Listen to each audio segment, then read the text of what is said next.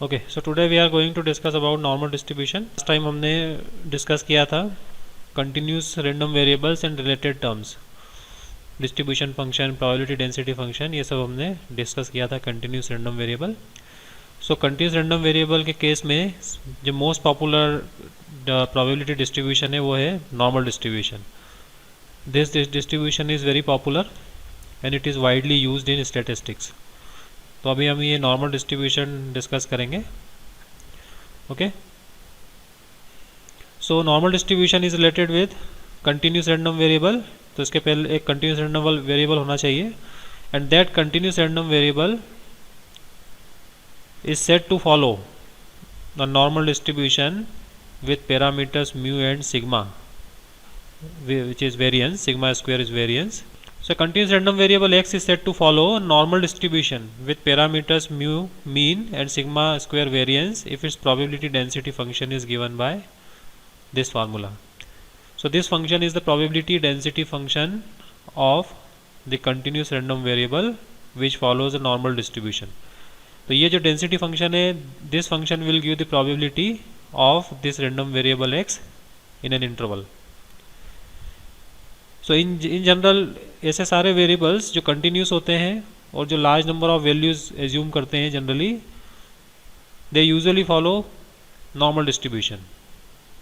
उस केस में आपको नॉर्मल डिस्ट्रीब्यूशन मिलता है। तो नॉर्मल डिस्ट्रीब्यूशन का मीनिंग क्या है वो मैं आपको आगे बताऊंगा जब इसका ग्राफ देखेंगे हम। तो कंटिन्यूस रैंडम वेरिएबल के केस में जो डेंसिटी फंक्शन होना चाहिए, अगर वो ये डेंसिटी फंक्शन है तो उसको हम बोलेंगे कि random variable follows normal distribution. In that case ये जो रैंडम वेरिएबल है इसको हम बोलेंगे normal variate and this is the notation we follow for this normal variate. N mu sigma square, mu is mean, sigma square is variance. So this is the probability density function for a continuous random variable which follows normal distribution, and this curve is called the normal probability curve. Ordinarily हम इसको density curve बोलते हैं या इसको probability curve बोलते हैं, but यहाँ पर हम बोलेंगे नॉर्मल प्रोबेबिलिटी कर्व। ये बहुत स्पेशल डिस्ट्रीब्यूशन है। So properties of this normal distribution is, तो यहाँ पर जो प्रॉपर्टी है उसके अकॉर्डिंग देखो, यहाँ पर इसका जो ग्राफ है, if you look at the graph of this function then you will find कि ग्राफ इस तरह का बनता है। So graph of normal distribution और normal probability curve is like this. और अब इसको यहाँ से अगर देखकर हम बोल सकते हैं कि नॉर्मल डिस्ट्रीब्यूशन इसको हम क्यों बोलेंगे, बिकॉज यहाँ पर अगर आप देखोगे तो this curve is symmetrical about this x equal to mu. ये जो लाइन है आपके पास में x equal to mu line है, वर्टिकल लाइन, और इस वर्टिकल लाइन के अबाउट इज सिमेट्रिक है। तो इसका जो शेप होता है वो हमेशा सिमेट्रिक होता है अबाउट द मीन। तो नॉर्मल डिस्ट्रीब्यूशन को हम इन जनरल बोलते हैं कि ऐसा डिस्ट्रीब्यूशन जिसमें जो डाटा है या ऑब्जर्वेशन है वो मीन के अराउंड सिमेट्रिकली डिस्ट्रीब्यूटेड होते हैं, तो उसको हम नॉर्मल डिस्ट्रीब्यूशन बोलते हैं। तो इन शॉर्ट अगर आपसे कोई पूछे व्हाट इज़ नॉर्मल डिस्ट्रीब्यूशन या किसी डाटा का नॉर्मल डिस्ट्रीब्यूशन क्या होता है, तो आप बता सकते हो कि नॉर्मल डिस्ट्रीब्यूशन का मीनिंग है कि मीन के अराउंड सारे ऑब्जर्वेशन सिमेट्रिकली डिस्ट्रीब्यूटेड है। सो ऑलमोस्ट सिमेट्रिकली अगर डिस्ट्रीब्यूटेड होते हैं तो उसको हम नॉर्मल डिस्ट्रीब्यूशन बोलते हैं। और जनरली ये नॉर्मल डिस्ट्रीब्यूशन हमेशा लार्ज नंबर ऑफ ऑब्जर्वेशंस में होता है। दैट मीन्स आप 40-50 ऑब्जर्वेशन लोगे तो शायद उसमें नहीं मिले, लेकिन अगर रैंडम वेरिएबल एक्स जो है large number of values assume कर रहा है तो उसमें जनरली जितनी ज़्यादा लार्ज वैल्यूज़ होंगी उसकी नंबर ऑफ वैल्यूज़, उतना ये नॉर्मल डिस्ट्रीब्यूशन बनता जाएगा। जैसे कोई रैंडम वेरिएबल है वो 500 वैल्यूज़ ले रहा है, 600 ले रहा है, 700 वैल्यूज़ एज्यूम कर रहा है, 1000 वैल्यूज़ एज्यूम कर रहा है, तो उसमें जो है नॉर्मल डिस्ट्रीब्यूशन ऑटोमेटिकली आ जाता है। तो लार्ज नंबर ऑफ ऑब्जर्वेशंस में नॉर्मल डिस्ट्रीब्यूशन होता है, और हम we can say large number of values are normally distributed. तो ये जो शेप है इस कर्व का इस तरह से बनेगा, where mu is the mean and sigma is the standard deviation. So if you look at the horizontal and vertical axis, horizontal axis पे आपको मिलेगी values of x. So values of x equal to mu, then mu plus sigma, mu plus 2 sigma and so on right hand side में, और left hand side में mu minus sigma, mu minus 2 sigma and so on. So ये shape है इसका. Now what are the properties? The curve y equal to f x is bell shaped, तो आपको दिखाई दे रहा है कि ये बेल शेप्ड है, नीचे से ओपन है, ऊपर से आपको बेल जैसा दिखाई देगा ये, and is symmetrical about the line x equal to mu. So x equal to mu means mean, mean के अराउंड सिमेट्रिकल है ये। तो जो भी नॉर्मल डिस्ट्रीब्यूशन होता है वो मीन के अराउंड सिमेट्रिकल होता है। Then second property, mean median and mode of the distribution coincide. That means mean इसका आपको दिखाई दे रहा है कि मीन ये है x equal to mu, and median, median क्या होता है, can anybody tell median? Statistics में आप लोगों ने मीडियन पढ़ा होगा।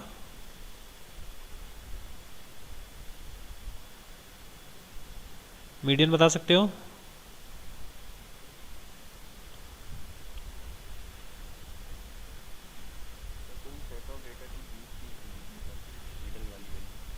मिडिल वाली वैल्यू पर कैसी, उस मिडिल वाली वैल्यू की प्रॉपर्टी क्या होती है?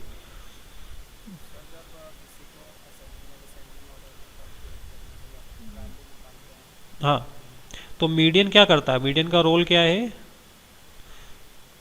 जो भी वैल्यू आती है उसका रोल क्या है? जैसे मीन का रोल तो मालूम है आपको, मीन हम फाइंड करते हैं क्योंकि एवरेज होता है। हाँ, और मीडियन होता है वो क्या होता है, मीडियन ऐसी वैल्यू होती है जो जो डाटा को दो पार्ट में डिवाइड करती है, इक्वल पार्ट में। 50% ऑफ ऑब्जर्वेशन उसके बिलो होते हैं, 50% ऑब्जर्वेशन अबव होते हैं।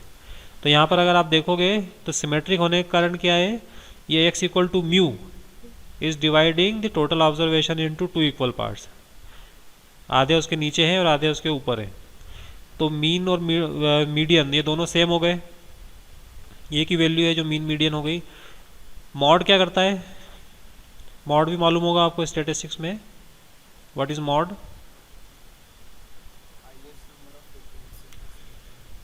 हाँ, ऐसी वैल्यू जिसके around highest number of data condense होते हैं या गैदर होते हैं या डेंसिटी उसके आसपास सबसे ज़्यादा होती है। तो अगर आप देखोगे यहाँ पर इस ग्राफ को या इस कर्व को देखोगे तो इसका जो एरिया है वो एरिया मीन के अराउंड जैसे जैसे आते हो वैसे वैसे इसका एरिया इंक्रीज होते जाता है, और मीन से जितना दूर जाते हैं इसका एरिया कम होते जाता है। इसका मतलब ये है कि जो मैक्सिमम नंबर ऑफ ऑब्जर्वेशन है वो सारे मीन के अराउंड है। आपको दिख रहा है कि मीन के अराउंड जो एरिया है वो ज़्यादा है, और मीन से दूर जा रहे हैं तो देखो एरिया कम होते जाता है और अल्टीमेटली जीरो हो जाता है आगे जाके दोनों side. So mean, median and mode ये तीनों एक ही होते हैं, वो है x equal to mu, right. तीनों इसमें कोइंसाइड करते हैं।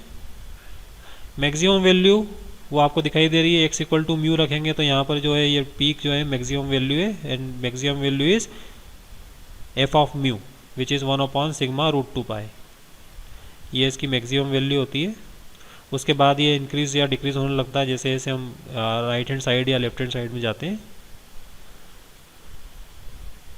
Then x axis is an asymptote to the curve. आपको दिखाई दे रहा है कि एक्स एक्सिस की तरफ ये टच कर रहा है। अगर आप दोनों साइड मूव करोगे माइनस इन्फिनिटी या इन्फिनिटी की तरफ तो आपको ये दिख रहा है कि यहाँ पर ये एक्स एक्सिस को टच करता है, टच नहीं करता है, टच करता हुआ दिखता है एक्चुअली। सो एजम्प्टोड है ये, x axis is an asymptote. Asymptote का मतलब होता है tangent at infinity. So total area under this curve, ये तो आपके पास में प्रॉपर्टी है कि total area under the curve होता है minus infinity to infinity f x d x, since it is probability density function, तो ये तो 1 है टोटल। बट टोटल एरिया जो है इन पॉइंट्स के बीच में कैसे डिस्ट्रीब्यूटेड है, ये जो पॉइंट दिखाई दे रहे हैं mu minus 3 sigma, mu minus 2 sigma, इनके बीच में जो टोटल एरिया है वो इस तरह से डिस्ट्रीब्यूटेड है। सो ये जो आपको दिखाई दे रहा है mu minus sigma and mu plus sigma, mu minus sigma and mu plus sigma, इसके बीच का जो एरिया है टोटल एरिया ये इट इज़ 0.6827, क्योंकि टोटल 1 है तो ये वाला जो है 0.6827 है, और ये आया इंटीग्रेशन से। ये म्यू माइनस सिग्मा से लेकर म्यू प्लस सिग्मा तक इंटीग्रेट किया है इस फंक्शन को, तो दिस इज़ 0.6827। ये मैं यहाँ नहीं कर रहा हूँ बिकॉज कैलकुलस का पार्ट है ये। तो ये 6827 है, स्टैंडर्ड है ये। देन म्यू माइनस 2 सिग्मा, यहाँ से लेकर यहाँ तक का एरिया, जैसे जैसे आप आगे बढ़ोगे इसका एरिया इंक्रीज होता जाएगा। ये पूरा जो एरिया है यहाँ से लेकर यहाँ तक, this is 0.9545, this is 0.9545। And mu minus 3 sigma and mu plus 3 sigma के बीच में 99.73, दैट मीन्स 0.9973 एरिया है। सो 99% या 100% एरिया जो है mu minus 3 sigma and mu plus 3 sigma के बीच में है। ओके, तो ये तो स्टैंडर्ड वैल्यूज़ हैं जो कि मालूम है। Now what about other values. अब आपको probability that x lies between a and b, ये अगर फाइंड करना है तो उसके लिए आपको, अगर आप नॉर्मल डिस्ट्रीब्यूशन यूज़ करोगे तो आपको इंटीग्रेशन करना पड़ेगा। There is no way to find other way to find this value apart from these values, mu minus sigma, mu plus sigma और इन सब के अलावा जो दूसरी वैल्यूज़ हैं उनके लिए आपको इंटीग्रेट करना है एरिया फाइंड करने के लिए। But integration of this function is difficult for other values. Mu minus sigma, mu plus sigma के लिए तो सिंपल है, बट बाकी के लिए थोड़ा डिफ़िकल्ट है। इसलिए नॉर्मल डिस्ट्रीब्यूशन का ये जो फॉर्म है ये हमारे ज़्यादा यूज़ का नहीं है। So we try to eliminate. अब यहाँ पर देखोगे आप कि एफ एक्स डिपेंड कर रहा है म्यू एंड सिग्मा पर। If you see this function f x is dependent on mu and sigma. So somehow we can remove, if we can remove mu and sigma from this, तो mu and sigma अगर remove कर देंगे तो वो function हो जाएगा standardised, क्योंकि उसमें म्यू सिग्मा रहेंगे नहीं। तो जैसे जैसे यहाँ म्यू सिग्मा चेंज होते हैं फंक्शन की वैल्यूज़ या फंक्शन का फॉर्म, तो ये कर्व का शेप जो है वो थोड़ा सा चेंज हो जाता है, ऊपर नीचे हो जाता है। तो कर्व का शेप जो है वो वेरी करता है accordingly mu and sigma. Okay, तो म्यू एंड सिग्मा को एलिमिनेट करने के लिए हम क्या करते हैं, इसको स्टैंडर्डाइज करते हैं।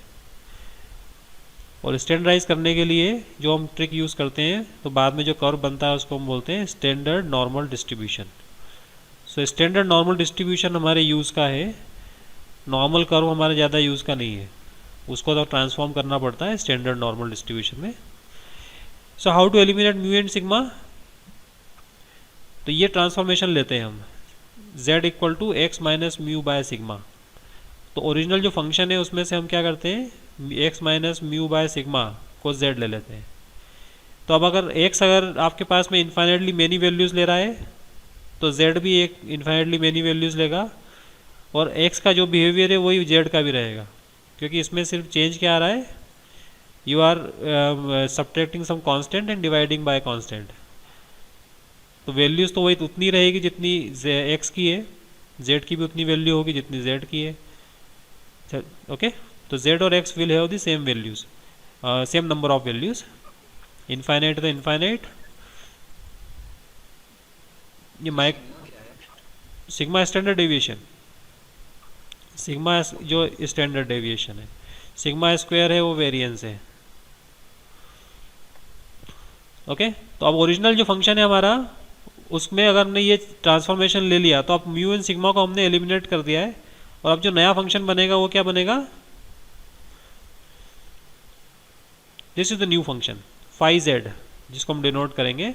सो ओरिजिनल आपके पास है f x equal to 1 sigma root 2 pi e to the power minus 1/2 x minus mu by sigma whole square.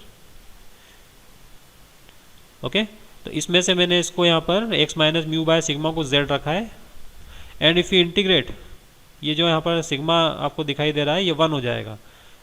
So if you integrate and find this mean, mean जो भी है आपके पास में mu minus infinity to infinity z into phi z, तो ये integration के बाद हम वी विल फाइंड कि 0 आता है, और जो सिग्मा है स्क्वायर वो 1 आता है इंटीग्रेशन के बाद में। तो अभी मैं यहाँ इंटीग्रेशन नहीं कर रहा हूँ, ये स्टैंडर्ड चीज़ें इसलिए ज़रूरत नहीं है इसको करने की। तो ये जो फंक्शन है न्यू फंक्शन, इसमें सिग्मा की वैल्यू 1 है और जो म्यू है वो 0 है। Now you can see this new function is independent of mu and sigma, इसमें किसी तरह का म्यू एंड सिग्मा नहीं आ रहा है, and this is called the standard normal probability curve और न्यू स्टैंडर्ड नॉर्मल डिस्ट्रीब्यूशन। तो z यहाँ पर एक नॉर्मल वेरिएट है जिसका डेंसिटी फंक्शन है ये। ओके, और ये इसी फॉर्म का है, जो हमारे नॉर्मल डिस्ट्रीब्यूशन है उसी फॉर्म का है। इसको हम बोलते हैं standard normal distribution, and the curve is called standard normal probability curve. और इसकी जो प्रॉपर्टीज़ है बिल्कुल आइडेंटिकल प्रॉपर्टीज़ हैं स्टैंडर्ड नॉर्मल डिस्ट्रीब्यूशन का भी कर्व जो है उसी तरह का होता है, बेल शेप्ड होता है। चेंज इतना है कि यहाँ पर z इक्वल टू 0 के अबाउट सिमेट्रिकल है ये। तो अगर आप देखोगे, अगर हमने z लिया है x minus mu by sigma, so अभी आपके पास में x इक्वल टू म्यू जो ओरिजिनल नॉर्मल डिस्ट्रीब्यूशन में था उस वो क्या बनेगा, z equal to 0। x equal to mu minus sigma जो नॉर्मल कर्व में था original, this will correspond to -1। x equal to mu minus 2 sigma जो आपको दिखाई दे रहा है ओरिजिनल कर्व में, वो हो जाएगा z equal to -2 and so on. तो ये सारे जो पॉइंट्स हैं यहाँ पर दिखाई दे रहे हैं आपको 1 2 3 -1 -2 -3, they correspond to x equal to mu, x equal to mu minus sigma, x equal to mu minus 2 sigma. तो यहाँ पर z इक्वल टू 0 के अबाउट ये सिमेट्रिकल है, स्टैंडर्ड नॉर्मल कर्व। बाकी सारी प्रॉपर्टीज इसकी आइडेंटिकल है। मीन मीडियन मॉड इसका भी कोइंसाइड करता है due to the same reason जो हमने नॉर्मल डिस्ट्रीब्यूशन में दिया है। मैक्सिमम वैल्यू वहाँ पर म्यू पर आती है, यहाँ z इक्वल टू 0 पर आती है। z एक्सिस एसिम्प्टोट है, वहाँ x एक्सिस था, यहाँ z एक्सिस एसिम्प्टोट दिखाई दे रहा है। Area under the standard normal curve उसी तरह से डिस्ट्रीब्यूटेड है जो आपके ओरिजिनल कर्व में होता है। देखो प्रोबेबिलिटी, ये ओरिजिनल नॉर्मल कर्व है, ये ओरिजिनल नॉर्मल डिस्ट्रीब्यूशन जो है उसके लिए है म्यू माइनस सिग्मा से म्यू प्लस सिग्मा, और ये स्टैंडर्ड नॉर्मल कर्व है उसके लिए है, वहाँ से आया है ये -1 to 1। तो ये जो -1 आपको दिखाई दे रहा है ये एक्चुअली ओरिजिनल जो नॉर्मल डिस्ट्रीब्यूशन है उसके अंदर ये mu minus sigma and mu plus sigma होता है। तो ये भी है, यहाँ पर भी वही प्रॉपर्टी है इसकी।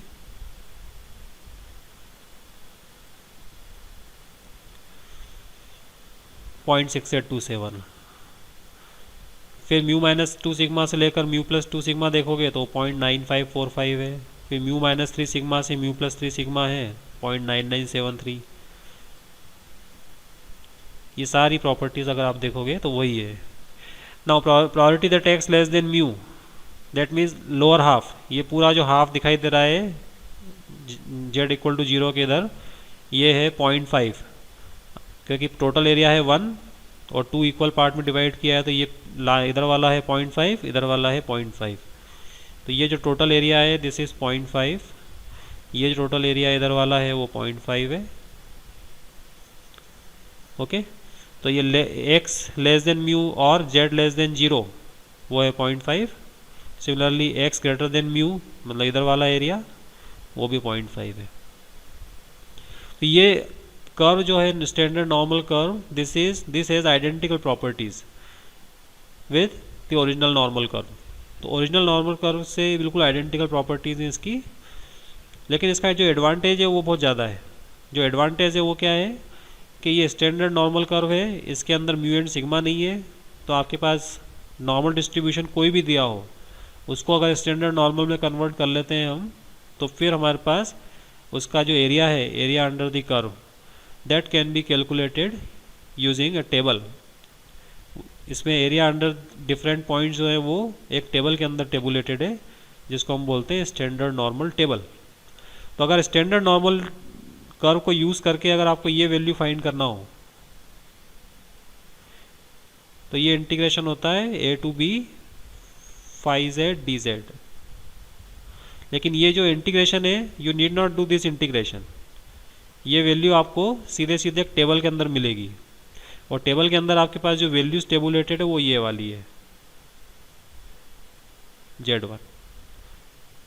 ये वैल्यूज को यूज करके आप you can find any other value, any other probability, ये dz। सो ये जो आपको प्रोबेबिलिटीज है they are tabulated in a table called standard normal table. तो अभी आपके पास में ओरिजिनल नॉर्मल कर्व अगर यूज़ करते हो तो आपके पास में कोई ऑप्शन नहीं है, आपको बार बार इंटीग्रेशन करना पड़ेगा प्रोबेबिलिटी फाइंड करने के लिए। स्टैंडर्ड नॉर्मल कर्व का एडवांटेज ये है कि इसमें आपको ये इंटीग्रेशन नहीं करना है, you have to use a table. तो टेबल मैंने आपको शेयर की थी, उस टेबल के अंदर सारी जो वैल्यूज़ हैं वो टेबुलेटेड है फ्रॉम 0 to z1। तो देखो यहाँ पर जो टेबल है वो कुछ इस तरह से होती है। स्टैंडर्ड नॉर्मल डिस्ट्रीब्यूशन टेबल होती है ये, नॉर्मल डिस्ट्रीब्यूशन टेबल नहीं है, स्टैंडर्ड नॉर्मल डिस्ट्रीब्यूशन टेबल। तो इस टेबल के अंदर 0 से लेकर Z1 तक का जो एरिया है राइट हैंड साइड में, वो टेबुलेटेड है for various values of Z1 in steps of 0.01। तो यहाँ पर अगर आपको फाइंड करना हो सपोज 1.25, सो इस टेबल के अंदर लेफ्ट मोस्ट कॉलम में आपको Z की वैल्यूज दिखाई दे रही है और टॉप मोस्ट रो में आपको 0.01 की स्टेप में वैल्यूज दिखाई दे रही है। तो अगर आपको ये वैल्यू फाइंड करना हो तो 1.2 आप लेफ्ट मोस्ट कॉलम में लोकेट करोगे, वो कहाँ पर है, वो यहाँ पर है, ये 1.2 है। ओके, और 1.25 के लिए आपको 5 स्टेप्स इधर जाना पड़ेगा, ये 0, ये 1, ये 2, ये 3, ये 4, ये 5। तो ये जो वैल्यू है यहाँ पर that is 0.3994 3944, sorry this is 3944। तो अगर आप टेबल में देखो तो ये वैल्यू है 3.3944, probability that Z is in between 0 and 1.25 और area under the curve between 0 and 1.25। तो ये जो इंटीग्रेशन है ये आपको करना नहीं पड़ा, ये ऑलरेडी टेबुलेटेड है, तो आप टेबल से ये वैल्यू फाइंड कर सकते हो। सो this is the advantage of standard normal distribution कि इसकी एक टेबल ऑलरेडी एग्जिस्ट करती है और उसको देखकर हम कोई भी एरिया फाइंड कर सकते हैं। ये समझ में आया स्टैंडर्ड नॉर्मल डिस्ट्रीब्यूशन टेबल?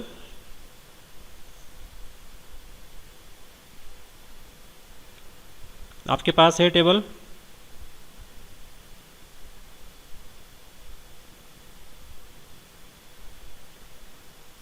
आवाज आ रही है मेरी? तो स्टैंडर्ड नॉर्मल डिस्ट्रीब्यूशन टेबल का एडवांटेज समझ में आया।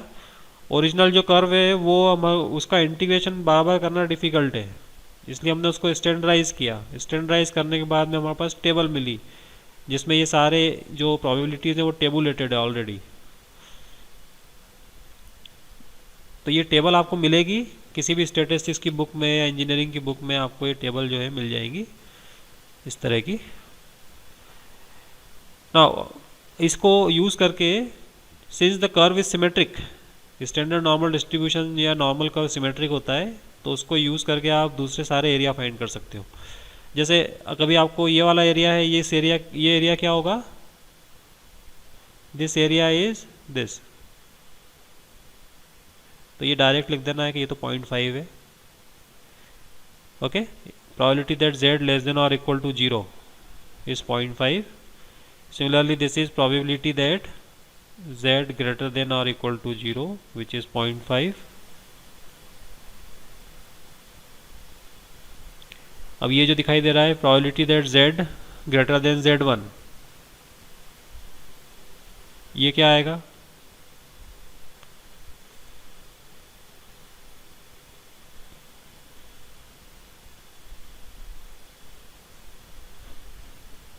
z greater then z1।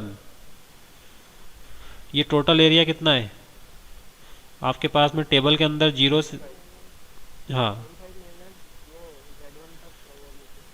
0.5 माइनस probability that z is from 0 to z1। ये वाला एरिया, ये वाली प्रोबेबिलिटी टेबल के अंदर है, इसलिए हमको इस फॉर्म में कैसे भी करके कन्वर्ट करना है। जो भी आपको एरिया दिया है वो इस फॉर्म में होगा, तो ये आप टेबल से फाइंड कर पाओगे। तो टोटल एरिया यहाँ से लेकर जो यहाँ तक का एरिया है पूरा, ये है 0.5, उसमें से मैंने ये एरिया माइनस कर दिया इतना, तो आपको मिल गया जो हमारा डिज़ायर्ड एरिया है वो। तो ये प्रोबेबिलिटी इस तरह से कैलकुलेट हो जाएगी। What about this probability that, यहाँ z1 लेस देन 0 है, so probability that z lies in z1 to 0, from z1 to 0। तो इस तरह का जब भी एरिया हो जहाँ लेफ्ट हैंड साइड में आपके पास में एरिया फाइंड करना हो, तो सबसे पहले उसको राइट हैंड साइड में प्रोजेक्ट कर लो आप। तो राइट हैंड साइड में प्रोजेक्ट करेंगे तो ये एरिया क्या मिलेगा आपको, यहाँ पर ऐसा। लेफ्ट हैंड साइड में जितने भी एरिया हैं वो सिमेट्रिक होने के कारण क्या है, राइट हैंड साइड में आप उनको प्रोजेक्ट कर सकते हो या ट्रांसफॉर्म कर सकते हो। तो ये जो एरिया है ये Z1 है, तो ये मॉड Z1 लिख दो इसको। ये वैल्यू जैसे यहाँ -2 है तो ये 2 हो जाएगा, ये -1 है अगर Z1 तो ये मॉड Z1 1 हो जाएगा। तो ये वाला एरिया क्या है, 0 to mod Z1। So left hand side में जो एरिया है उसको इस फॉर्म में आप कन्वर्ट करना पड़ेगा आपको। तो ये वाला एरिया आपके पास में है टेबल में। फॉर एग्जांपल किसी ने आपसे ये पूछा -1.7520, तो इसको आप इस फॉर्म में तक फाइंड नहीं कर पाओगे, टेबल से नहीं मिलेगा आपको। टेबल में ये है area, because of symmetry this area is available in the table. ये नहीं है, बट ये दोनों इक्वल हैं बिकॉज ऑफ सिमेट्री। सिमिलरली अगर ये आपको फाइंड करना है, what is the area of this strip, ये क्या चीज़ है, probability that Z lies in Z1 and Z2। What is the area और व्हाट इज द प्रोबेबिलिटी,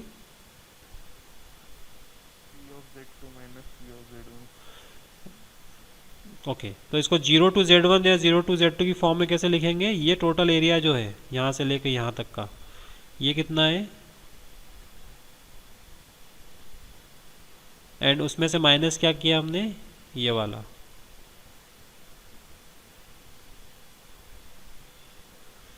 तो रिमेनिंग जो भी एरिया है वो हमारा डिजायर्ड एरिया है, स्ट्रिप का एरिया।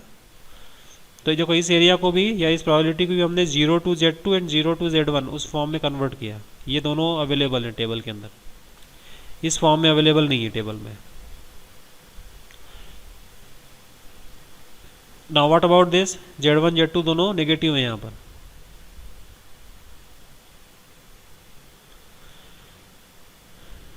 तो ये जो एरिया है लेफ्ट हैंड साइड में है, तो पहले इसको आप राइट हैंड साइड में से प्रोजेक्ट कर लो। राइट हैंड साइड में जाएगा तो ये आ जाएगा आपके पास में Z1 मॉड Z1 और ये मॉड Z2। तो लेफ्ट हैंड साइड का जो एरिया है उसको पहले राइट हैंड साइड में आप प्रोजेक्ट कर लो। तो ये क्या मिलेगा आपको, Z2 to Z1, Z1 Z2 negative है दोनों। So this will become probability that Z is in between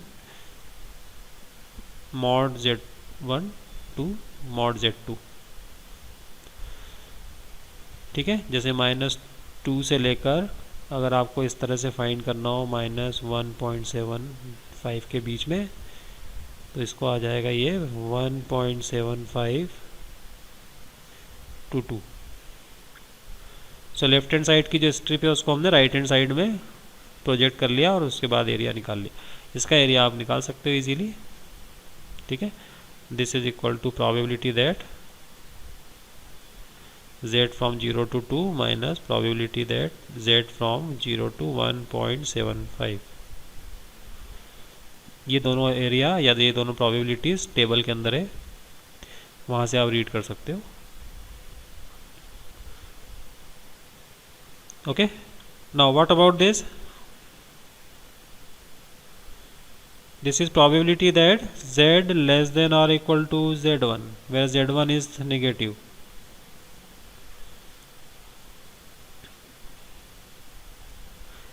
so again वही ट्रिक है, इसको आप पहले ले आओ इधर।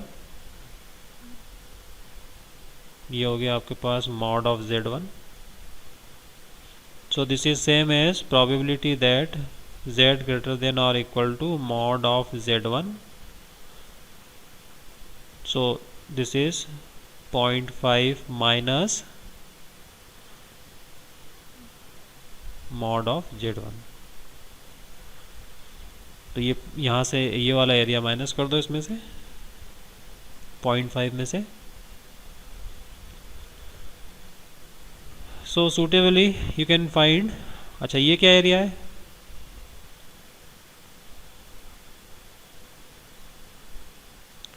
Z less then Z1। ये क्या आना चाहिए,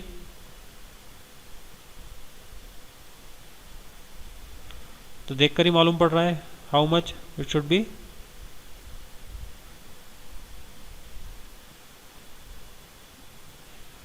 कोई बता सकता है कोई?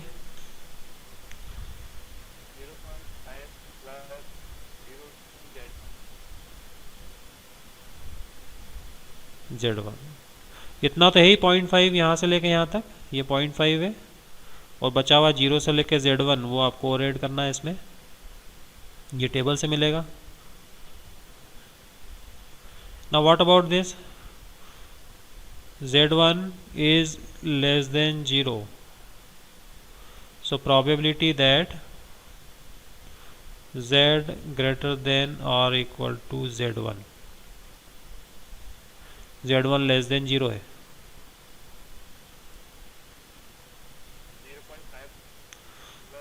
हाँ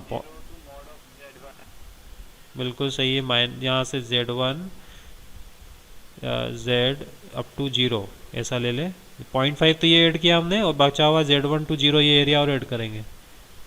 सो 0.5 plus probability that mod of Z1, ये आपको वहाँ से मिलेगा टेबल में से। तो ये 0.5 वाला एरिया है, और ये 0 से लेकर Z1 वाला एरिया और ऐड किया इसमें, राइट। तो इन दोनों केस में प्रोबेबिलिटी जो है वो 0.5 से ज़्यादा आएगी, ये बात ध्यान रखना। ये दोनों जो लास्ट वाले कर्व हैं, ये लास्ट वाला जो एरिया है, उन दोनों में प्रोबेबिलिटी 0.5 से ज़्यादा है, बाकी सभी केस में प्रोबेबिलिटी 0.5 से कम आती है, ठीक है। तो इन दोनों केस को ध्यान रखना है, कब प्रोबेबिलिटी 0.5 से ज़्यादा आएगी उस केस को ध्यान रखना। तो ये एरिया फाइंड करना आपको समझ में आया। सिमेट्रिक कर्व है तो आप 0 से लेकर Z1 की फॉर्म में कन्वर्ट करना है आपको कैसे भी करके एरिया, तभी आप टेबल यूज़ कर पाओगे। समझ में आया? एरिया फाइंड करना कैलकुलस वाला पार्ट है, कुछ प्रॉब्लम नहीं। अब जैसे एक ये वाला एग्जांपल लेते हैं, इसको सॉल्व करते हैं। तो यहाँ पर जो x दिया हुआ है ये नॉर्मल वेरिएट है, ठीक है। x भी ये normal variate with mean 12 and standard deviation 4। Find probability that x greater than और equal to 20, probability that x between 10 and 15 and so on. So सबसे पहले आप नोट कर लो यहाँ पर कि म्यू क्या है। Mu is 12 and standard deviation means sigma which is 4।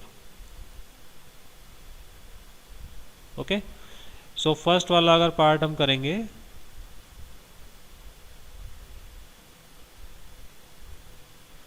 So x greater than और 20, अभी ये तो नॉर्मल वेरिएट है तो ये हमारे लिए ज़्यादा सिग्निफिकेंट नहीं है, इसको हम कन्वर्ट करते हैं स्टैंडर्ड नॉर्मल में। तो वो ट्रिक देखो कैसे करेंगे हम। तो दोनों साइड मैंने माइनस कर दिया म्यू और डिवाइड कर दिया सिग्मा से। सिग्मा पॉजिटिव है इसलिए कोई फर्क नहीं पड़ेगा। 20 माइनस म्यू बाय सिग्मा, ये स्टेप समझ में आई। Subtract mu from both the sides and divide by sigma standard deviation,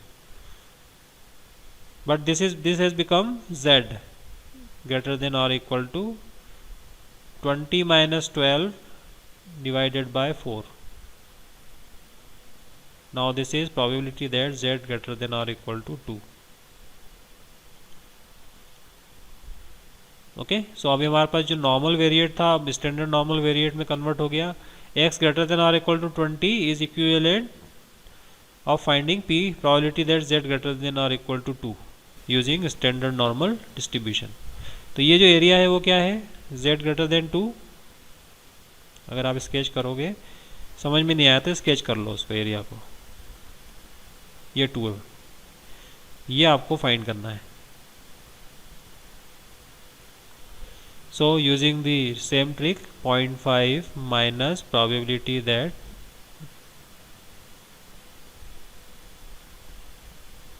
और ये आपको कहाँ से मिलेगा, टेबल से मिलेगा। आप बता सकते हो ये टेबल आपके पास है वैसे। Probability that z from 0 to 2, तो यहाँ से देखो ये इस टेबल में 0 to 2, तो 2 कहाँ है वो लोकेट करो, ये रहा 2, 2 इज हियर। एंड 2.0 देख लो, ये 0 यहाँ ऊपर देख लो, तो 2.0 पे क्या है वैल्यू, 0.772, 0.772 है 0 to 2। सो ये आ गया आपके पास में 0.5 minus 0.4772, so 0.0228 is the value of this probability. So probability that x greater than or equal to 20 is 0.0228। तो बीच में हमने जो भी किया है वो स्टैंडर्ड नॉर्मल डिस्ट्रीब्यूशन अप्लाई किया है। कोई डाउट है इसमें? ये स्टेप इंपॉर्टेंट है। यहाँ पर जो हमने किया है x minus mu by sigma, ये स्टैंडर्ड नॉर्मल वेरिएट में कन्वर्ट करने के लिए किया है। This is important. ये आपको देखते आना चाहिए कि x यहाँ पर जो नॉर्मल वेरिएट है वो z किसके इक्विवेलेंट है। तो यहाँ x ग्रेटर देन और equal to 20 is equivalent of finding z greater than और equal to 2 using standard normal distribution. ये बहुत इंपॉर्टेंट स्टेप है, ये कन्वर्ट करते आना चाहिए आपको। Now can you do this? Same इसमें यहाँ वही करना है, आप माइनस यहाँ पर 10 माइनस म्यू बाय सिग्मा कर दो, x minus mu by sigma and 15 minus mu by sigma, ऐसा कर। अब ये कितना बनेगा, 10 minus 12 by 4, so what is it, minus 0.5, this will become z, and 15 minus 12 means 3 divided by 4, that means 0.75। so 10 to 15 जो है वो नॉर्मल वेरिएट, वो under this condition it will become minus 0.5 to 0.75। Now find this probability. अब आप calculate करके देखो, calculate करके बता सकते हो कितना है ये। इसको पहले का हम कैसे ब्रेक करेंगे, ये वाला जो आप स्केच करके देख लो, किसी को अगर ऐसे डिफ़िकल्ट हो रहा है तो इसको स्केच कर लो। देखो यहाँ पर -0.5 है, ये मान लो ये -0.5 से लेकर 0.75, ये 0.75 है सपोज ये एरिया। सो ये क्या एरिया हो जाएगा, probability that -0.5 to 0 and probability that z is from this to 0.75। so this is equal to probability that z is from 0 to 0.5, probability that z is from 0 to 0.75। हाँ, अभी दोनों की values बताओ मुझे क्या है। 0 to 0.5, 0 to 0.5 अगर आप फाइंड करोगे तो 0.5 ये रहा, 0.1915 टेबल में देखो, और यहाँ पर 0 से लेकर 0.75, सो 0.7 is here and 5 is here, 0.2734, 0.2734, you can add them। Okay कितना आ रहा है ये, 4649।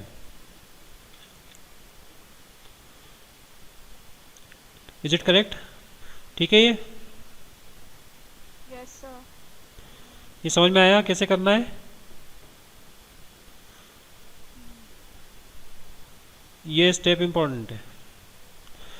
एरिया जो भी आप फाइंड कर रहे हो उसको स्केच कर लो, अगर थोड़ा आपको कन्फ्यूज़न हो रहा है या मालूम नहीं पड़ रहा है तो, क्योंकि गलत नहीं होना चाहिए। कौन सा एरिया ऐड करना है, कौन सा सपरेट करना है, ये आपको बहुत क्लियर होना चाहिए। नाउ फोर्थ वाला देखो, थर्ड वाला तो आप कर सकते हो। Now look at fourth, can you find this area? Fourth, probability that x minus 8 greater than mod x minus 8 greater than 5। what about this mod x minus 8 greater than 5? कैसे इसको सॉल्व करेंगे, इसका मीनिंग क्या होता है?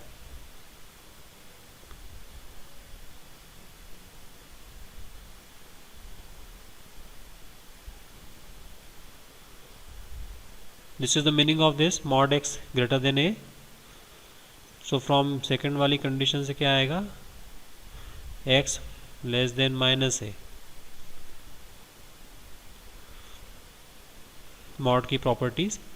सो यहाँ पर अगर आप सॉल्व करोगे तो क्या आएगा, x माइनस 8 ग्रेटर देन 5, तो इससे आपको मिलेगा x greater than 13 and minus x minus 8 greater than 5. From here you will get x less than 3. So you can see ये x की ये दोनों वैल्यूज इसको सेटिस्फाई करती है, x माइनस 8 ग्रेटर देन 5 को। So this probability mod x minus 8 greater than 5 is probability that x less than 3 plus probability that x greater than 13, right. So ये आ जाएगा आपके पास में x minus mu by sigma less than 3 minus 12। Mu की value 12 है और sigma की वैल्यू 4 है। Probability that x minus mu by sigma greater than 13 minus 12 by 4। So probability that z less than, how much it is, 9 by 4 minus 9 by 4 minus 2.25, and this is equal to 0.25, and this is equal to z greater than 2.25,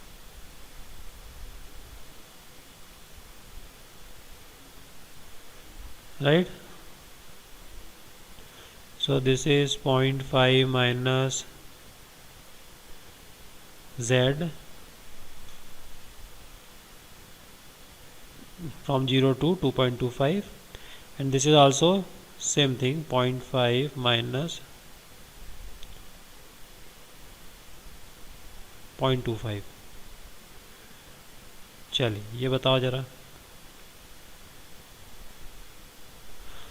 0 to 2.25 how much, ये तो हो गया 0.5 0.51, ये 0.5 0.51 हो गया, दोनों side का हमने ऐड किया तो,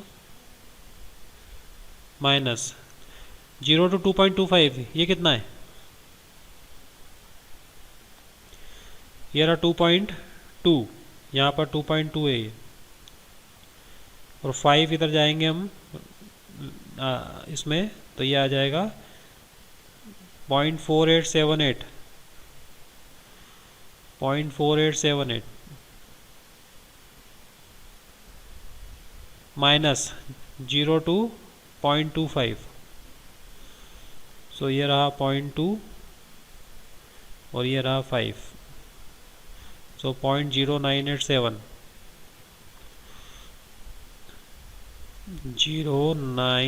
0987, so you can calculate this, calculate कर सकते हो कितना आएगा ये, 0.41 चेक कर लेना। Okay,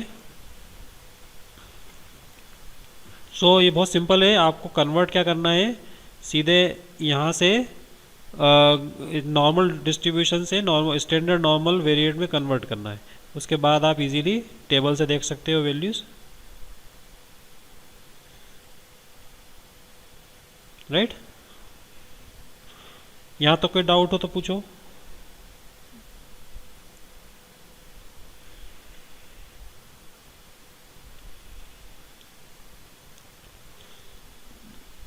If you have any doubt, so this is normal distribution, ये बहुत ज़्यादा यूज़ होता है आगे, बार बार ये टर्म आएगी, normal distribution, population is normally distributed. जहाँ कहीं भी आपको ऐसा टर्म सुनाई दे, दिस पॉपुलेशन और this data is normally distributed, तो आपको ये इंटरप्रिटेशन लेना है कि वो जो डाटा है वो मीन के अराउंड सिमेट्रिकली डिस्ट्रीब्यूटेड है, सिमेट्रिकल डिस्ट्रीब्यूशन है, और लार्ज नंबर ऑफ ऑब्जर्वेशन है उसमें। ये 40-50 ऑब्जर्वेशन में काम नहीं चलेगा, 100, 200, 500, 1000 ऐसे नंबर ऑफ ऑब्जर्वेशन होना चाहिए, तो उसमें नॉर्मल डिस्ट्रीब्यूशन बनता है। मीन के अराउंड सारे बाकी दूसरे ऑब्जर्वेशन सिमेट्रिकली डिस्ट्रीब्यूटेड होते हैं। जितना ज़्यादा ऑब्जर्वेशन होगा, जितनी ज़्यादा लार्ज नंबर ऑफ वैल्यूज़ होंगी, उतना ज़्यादा सिमेट्रिकल डिस्ट्रीब्यूशन होता जाएगा। Okay, so thank you very much.